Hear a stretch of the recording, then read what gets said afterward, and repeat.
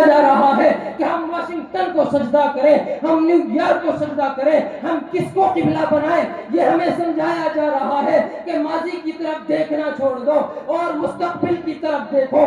تو ہمیں ہمارے ماضی یاد دلانے کی کوشش کرنے والے شاید خوشیوں کا جشن منا رہے ہیں, لہذا دشمن اسلام کے پیٹ میں مروڑ پڑی ہے. ان علماء کو دیکھ کر, ان مدارس کو دیکھ کر یاد رکھنا, تم تو اس غلط فہمی میں ہو کہ ہم اللہ کا قرآن چھوڑ دیں گے, تم تو اس غلط فہمی میں ہو کہ ہم نبی کی حدیث چھوڑ دیں گے, تم تو اس غلط فہمی میں ہو کہ ہم نبی کا اسلام چھوڑ دیں گے. آؤ اس محفل میں بیٹھ کر دیکھو, ہم نے نبی کے الفاظ بھی نہیں چھوڑے, ہم نے نبی کا انداز و لہجہ بھی نہیں چھوڑا. جیسی حدیث نبی نے پڑھائی تھی ویسے ہی حدیث آج پڑھائی جا رہی ہے.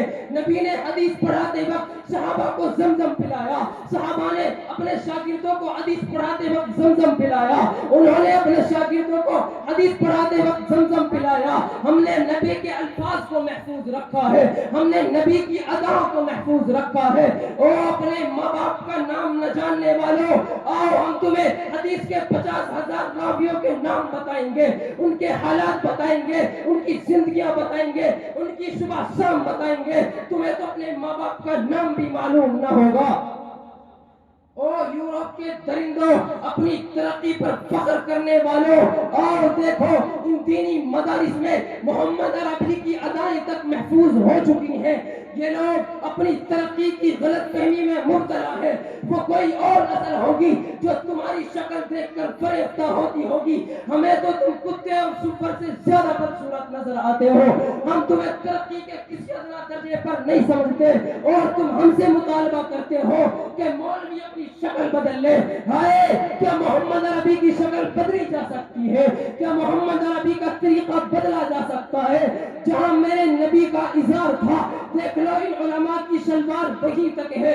تمہاری پینٹ کبھی تنگ ہوتی ہے, کبھی کھل جاتی ہے, اور تم ہم سے کہتے ہو کہ اپنی شکل بدل لو. وہی ہمارے نبی جس جگہ ہمارے کپڑے چھوڑ کر گئے وہی ہے.